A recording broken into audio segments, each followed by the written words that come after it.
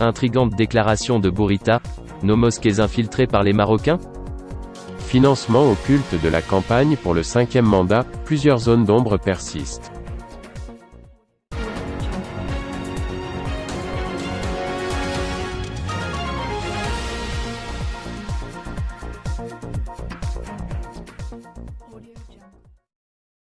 Le ministre marocain des Affaires étrangères s'en est encore une fois pris à l'Algérie, accusé d'être partie prenante dans le conflit du Sahara occidental.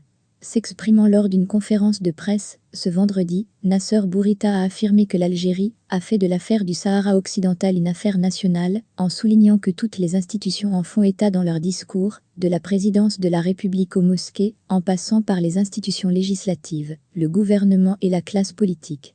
Même les mosquées, a insisté le chef de la diplomatie marocaine, qui confirme ainsi l'information révélée par le journaliste algérien exilé à Londres Saïd Bensdira, qui mettait en garde contre la présence d'agents secrets infiltrés en Algérie parmi les travailleurs marocains clandestins.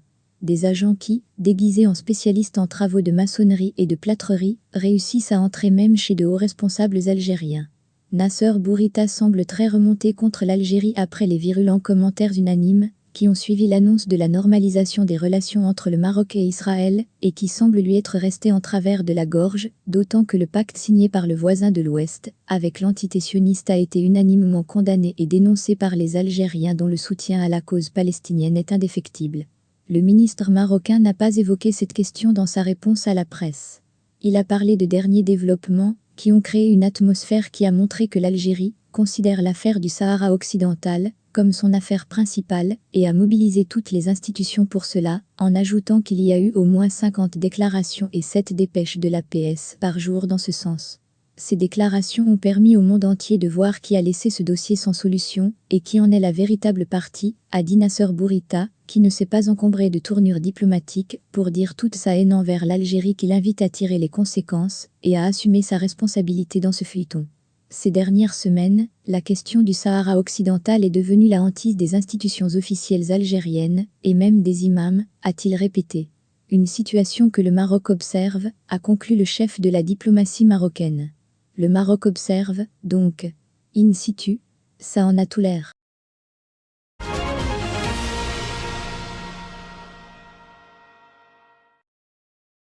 Financement occulte de la campagne pour le 5e mandat, plusieurs zones d'ombre persistent. L'affaire du financement occulte de la campagne pour le 5e mandat est encore loin d'avoir livré tous ses secrets. Dans ce dossier, les témoignages se sont pourtant accumulés, et d'autres révélations vont certainement suivre lors des procès à venir. Août 2018. Dans le pays plongé dans une crise multidimensionnelle sans précédent, la classe politique et les gouvernants peinent encore à dévoiler publiquement leurs intentions politiques pour une échéance qui avance à grands pas. La maladie qui le terrassait et affaiblit, qu'il était par le bilan de 20 ans d'un règne chaotique, disqualifie déjà l'idée même d'une nouvelle candidature de Abdelaziz Bouteflika. En apparence, la gêne gagne le pouvoir central mis en place durant 2 décennies. Dans l'ombre, des préparatifs vont pourtant bon train. Les Algériens le découvrent ébahi un certain 4 décembre 2019. Des acteurs du processus, qui s'étaient mis secrètement en marche, ont été emprisonnés et comparaissent à cette date devant un tribunal qui les juge pour financement occulte de la campagne pour le 5e mandat. La justice décide de ne pas cumuler les charges dans un seul dossier, mais en fait jonction dans toutes les affaires traitées depuis une année. Dans les faits, le procédé se traduit par des questions posées sur le sujet aux inculpés jugés concomitamment dans d'autres dossiers. Ce 4 décembre, l'opinion apprend, médusée, qu'une opération de collecte de fonds avait été entamée dès la fin de l'été 2018.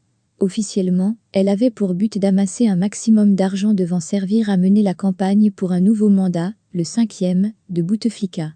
Au tribunal de Sidi Mahmoud, Ali Haddad dévoile au juge que l'ordre provenait directement de Saïd Bouteflika. Quelques mois auparavant, face aux éléments amassés par les enquêteurs, et face au juge d'instruction en possession des rapports, qui lui ont été remis par ces derniers, l'ex-patron de l'ETRHB ne nie pas les faits. Les données sont concrètes.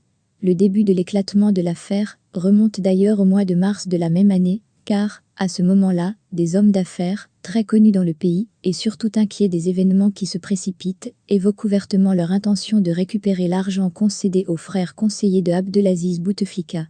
La rumeur devient réalité. Les services de sécurité découvrent que le magot se compose de 7 milliards de dinars, ainsi qu'une vingtaine de bons de caisse anonymes.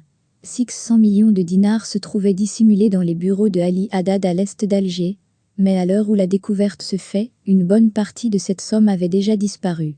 Ce fait figure d'ailleurs parmi les zones d'ombre qui persistent dans ce dossier.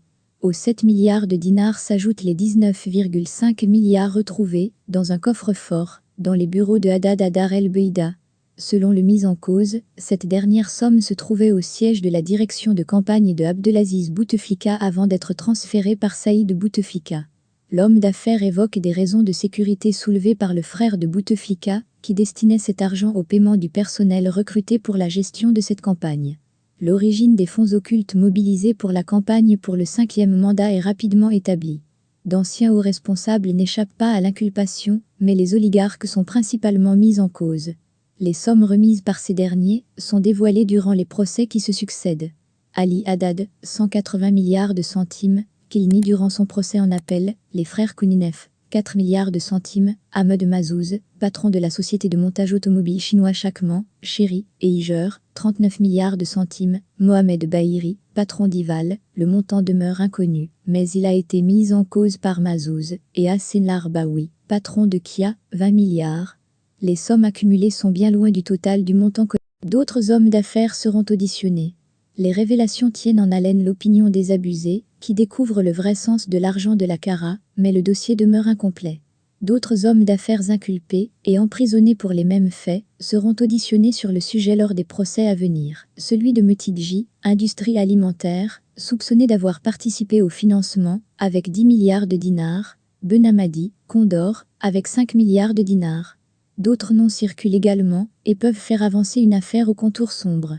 Le doute est jeté surtout depuis le dernier témoignage de Haddad devant le juge. Le FCE agissait sur ordre de la présidence et du Premier ministère.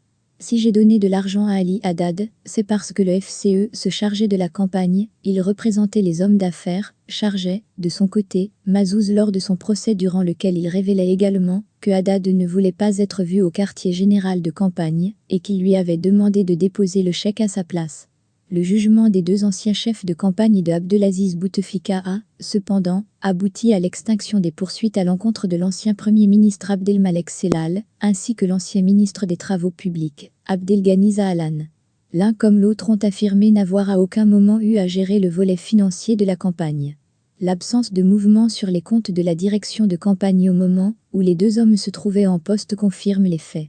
Si pour beaucoup, la relaxe de ces anciens hauts responsables par la justice a été perçue comme une confirmation de l'illégalité du processus mis en place pour collecter cet argent, elle a également soulevé des interrogations qui restent sans réponse pour l'heure. Aux yeux des nombreux avocats constitués dans ces dossiers, l'élément manquant reste sans conteste détenu par l'ancien conseiller de Abdelaziz Bouteflika, principalement mis en cause dans cette affaire.